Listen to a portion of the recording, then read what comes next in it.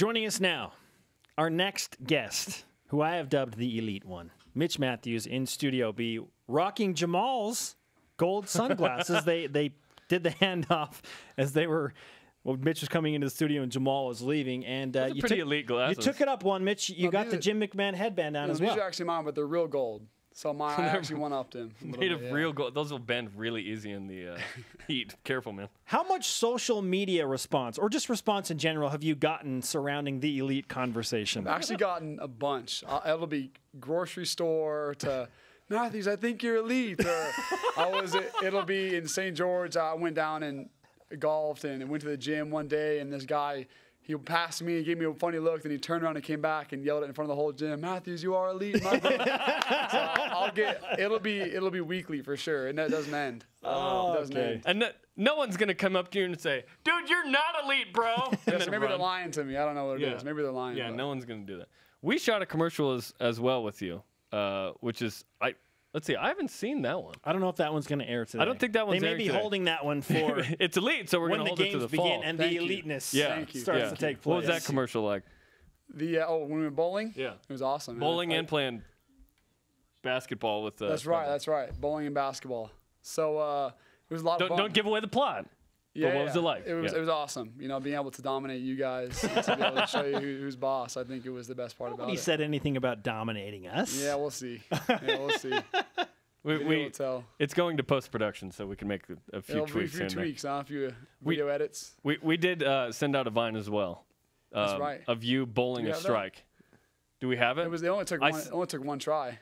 I said, it's only one try. That's right. I misremembered. That's crazy.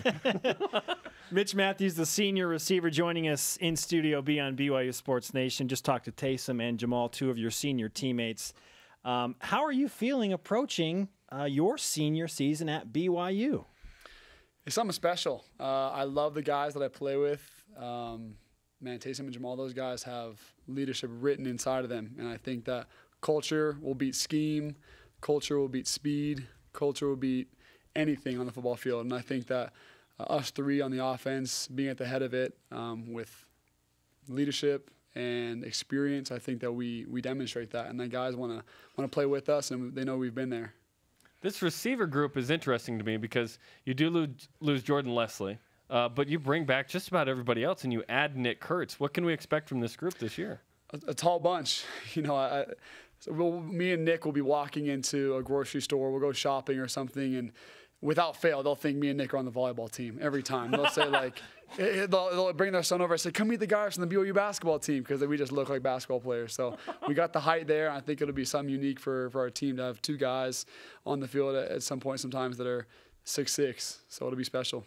How good is Nick? Because I think a lot of people have pretty high expectations for him, especially the way he played in junior college and the way he was recruited. Yeah, I mean, incredible player, got great size, and he can move really well for his size, and that's what makes someone that's dominant. And I think that mentally he's ready to go because he had a tough start of the season last year with a broken foot, and that's not what he expected. And so he's hungry, and I think that'll be great. And I live with the guy, and so I know exactly where his heart at and mentally where he's at. He's ready to go. Mitch Mathews caught 9 touchdowns, 922 yards in 2014, set a school record with 16 receptions in a single game against Nevada. He is on BYU Sports Nation. You had some good moments last year, but you made it a point to tell me right after the bowl game, like, we're going to come back better. I'm going to be better. Where do you feel like you have improved the most?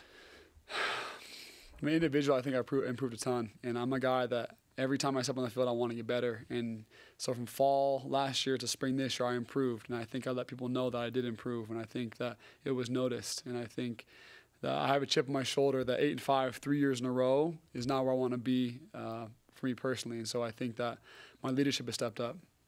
My experience that I have under my belt has been demonstrated throughout my game. And I think that tightening little screws is what's going to get me to the next level for my personal endeavors. And I think for this team especially, leadership skills and being able to show that, look, I've been here, I've done this, I've caught touchdowns, I've dropped balls before, I've caught balls, I've had great catches, and I think that I have the whole package to be a leader and a guy that makes big plays this year. What do you need to do this season to possibly be an NFL draft pick next year?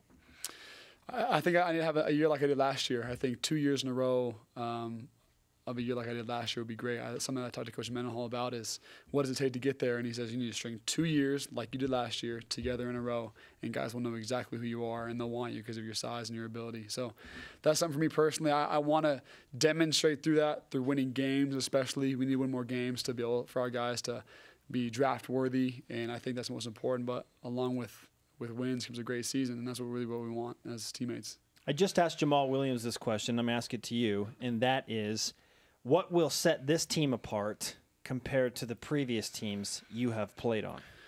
So my true freshman year, I played with the Max Hall, Dennis Pitta, Andrew George, those guys, and it was incredible. The leadership they had, and man, it was so fun to see as a true freshman coming in and going 11-2, finishing 12th in the country and winning our bowl game against a Pac-12 school. That, it was special, finishing 12th in the country like that. And going 8-5, it's just like, who are we? Do people know who we are? When I go back home to Oregon, do we talk about BYU or do we talk about University of Oregon? So I think that being noticed, beating the best teams and the best venues, I think that is really my goal for this season. I think that we have the leadership this year, coupled with ability to be that team we had in 2009, if not better. Not to mention the schedule to get noticed. Totally, I agree. Yeah. Do you catch yourself watching any YouTube clips of opponents from this year at all ever, just to see what's there? Yeah, I mean, I've seen highlights and everything. I watch like the draft, and you'll see little clips of the team, and you'll go look up certain guys, or who's their quarterback, or who are their DBs, or who's transferring who where, and you'll look it up, and it just gets you so antsy to go, and it gets me fired up. What makes a receiver, and this is all serious, elite in your mind? Man, that's a tough one. I think that just by if you were to go watch any game, a random game, do you see them and do they stand out? Do you just watch film and look at the center of the screen and do they stand out to you? And then you go look at their stats. Do they have a good amount of touchdowns? Do they have this? But I think most importantly, because guys are in different offenses. Amari Cooper last year, the best receiver in the country, was thrown to so many times and he succeeded, right? Some guys are in running offenses and they don't get any balls, but they can still be an elite receiver and a draft pick based on how well they play the game and how good they are and how well they can play at the next level. So I think it's a lot of factors. And that is the question, isn't it? That is the question. That it is. Related to elite. We have some fan questions we want to get in here. Let's do it. At McMullen_Blake. How did you get so good at dunking? I didn't even play basketball in high school, but I played. Really? I played baseball. Oh. But I remember going to the gym all the time, just playing pickup ball, and like who could do the coolest dunk out of your friends was always the thing to do at the 24-hour fitness or whatever. And so I always grew up doing it. I'm obviously tall, but I got my mom's genes. She's a volleyball player, and so I can jump a little bit. And so I've always been practicing. I still practice, and I think it helps my football game too. Being able to get up and dunk a ball is just like playing football. This from @PFlashFlood, and this is something I want to know as well. Has BYU's involvement of the pass game changed at all going into this year? Yeah, I think that when Taysom Hill is on the field, we win more than when he's not on the field. And I think keeping him healthy is going to be huge. And when the ball's in the air and he's not getting hit, I think that will keep him healthy. And if we're completing tons of passes and they have to play cover 3, then there's no way you can stop Taysom Hill. So it makes a dangerous combination when the ball is in the air coming out of his hand. So they have to change their defense around. And when the second you slip, he's gone. So I think that is what makes a great team. And when he's on the field, we beat great teams. When you look at Taysom Hill's health, obviously that's one of the keys to the season. Make sure that he's healthy.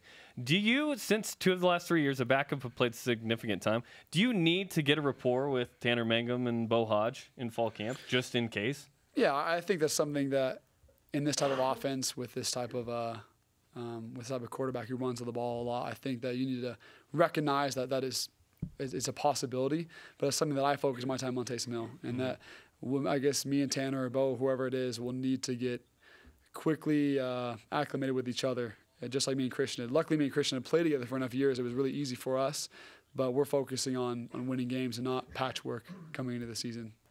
What is the most exciting part about the schedule that you face? The awesome venues. I think that's great. I think we're on ESPN more than we ever have been. Correct me if I'm wrong, but I think that we are in some great venues with people watching, and I think that when we win those big games, we get noticed. When we beat Texas, it seems like the whole country knows. So we go to Michigan, Nebraska, Missouri, UCLA. Everyone in the country is going to know when BYU wins, and they're going to be able to talk about that and get more national recognition and play at a big bowl game this end of the year. Who's the most underrated receiver on the team? Wow. Can I even go there? Underrated receivers? Can I go there? I think that we have 4 guys right now. We have 3 seniors and a junior. Me, Devon, Kurt, and Nick that have established themselves as the top 4 guys as of right now going into fall camp. And I think that the more we use us 4, I think that will be huge. I think last year me and Jordan caught a lot of the balls, right, and no one else really did. But I think Devon and Nick and Kurt have a lot to prove, but they completely can, if that makes sense. They have the ability to do so. And I think that those guys are underrated right now, but have the ability, just like any other receiver in the country, but need to show that, and they can do that. Throwing Mitchell Juergens, Colby Pearson, both Inside guys who guys, made some totally. catches. Yeah, and you're just talking about outside Yeah, guys, totally. right? Yeah. Taryn Houck in the inside. Yeah. The elite one, Mitch Mathews, brought it. He brought it in Studio B.